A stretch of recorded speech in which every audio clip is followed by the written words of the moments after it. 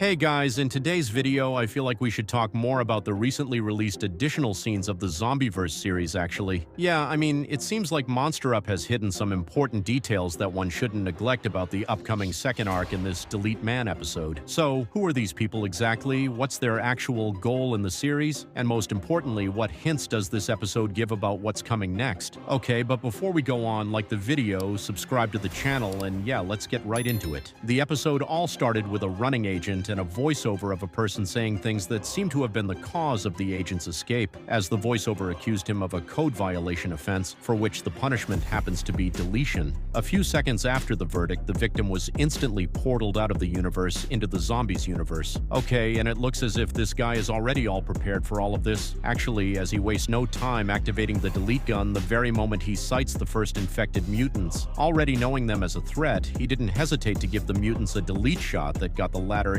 immobilized instantly with a content deleted inscription on their bodies. However, seeing these guys had been taken care of, he immediately zoomed off from the location and headed in the opposite direction, where he now had to face off against the infected skibidi scientist when he made his first appearance in episode 45. And if you can remember well enough, there was a purple substance shot at the infected skibidi scientist back then, which he caught with his mutant fingers. Yeah, this additional scene has now finally revealed what transpired right there back then. The reprimanded SCP agent was actually the one who shot the scientist, which, instead of immobilizing him like the others, ignited the metal part of his body. He then immediately fired back a more intense blast that sent the agent flying a couple of miles away. And not only that, the blast was so intense that it reduced his armor level to as low as 17%, which, yeah, at this moment is really bad. But before the SCP agent could react, the infected large speaker man nearby had already rushed at him, striking him with his infected long claws and immediately giving him a bite that completely cut off his right arm. Seeing this, the SCP agent, however, managed to use his left arm to activate the delete gun and instantly shot the latter, forcefully sending him some distance away. Okay, and right now, it seems this young guy could not bear the threat level of this universe any longer and, of course, had to find any way possible to leave. He immediately opened a portal to evacuate, but unfortunately, he was denied access to return to his original universe, as they believed he had already been infected. Anyways, that's quite a very sad one now, though, but again, there's obviously nothing to do right now. The SCP agent then decided to move away using a hoverboard. Before we were now shown the speaker marauder we saw in episode 45, who saw a purple flame fading out without knowing the cause of it. However, the entire scene would then once again change to where we now have some numbers of the SCP agents in this universe as well, with numbers of already immobilized mutants with content deleted inscriptions on their bodies. And just the moment a senior agent would move toward one of them to compliment their efforts so far, a very loud, roaring voice could be heard from afar that for some seconds completely caught these guys' attention, and before they knew it, the previously infected SCP agent was seen rushing down towards them forcibly, now with a more giant zombified body. And just the least moment they expected, the infected SCP appeared at the back of one of the agents and immediately dragged him towards a rock. Seeing this, the senior SCP agent instantly ordered the remaining agents to take them away from that very location, which made one of these guys release a shot at the infected SCP member, but unfortunately, the shot turned out to cause no serious damage to him and would rather make the latter grow spikes on his back and soon release a serious shockwave that immediately drained down the armor level of his current victim. However, it doesn't end there, as the infected SCP would now turn to fully deal with the caught agent. And that same moment, he as well spotted a lizard walking on the rock, which he instantly used his mutant long tongue to eat up, which would immediately change his entire form and look into a more deadly and giant lizard-like mutant, becoming so big now that the SCP agent he was handling was completely lifted from the ground before proceeding to attack him from his head with his deadly venom or something. However, the earlier SCP agent standing by couldn't afford to bear this and immediately released another shot at the infected agent, but he was instantly attacked as well, and noticing this, he immediately tried opening a portal to evacuate, but unfortunately, his access to the original universe would once again also be denied due to the fact that he's being infected. And oh my god, right now, the infected agent was already done with the first victim and began heading towards him. However, the scene would later end there, and another scene of where a large number of the SCP squads were portaled into this universe was seen. And while the last one would come outside, the earlier heard voiceover would once again warn these guys never to return back to the original universe until they actually figured out what it was. And yeah, the additional episode ends there. So you see, while the additional additional scenes shed more light about the currencies of the past episodes. At the same time, we could actually predict what other major threat the Alliance could possibly be up against in the second arc of the series, besides the Plunger Man, which is the infected SCPs. However, what are your thoughts about this additional episode in general? Write them down in the comments below, and do well to check out this video on the channel to know the G-Men best fight scenes across the entire Skibidi Toilet fandom. See ya!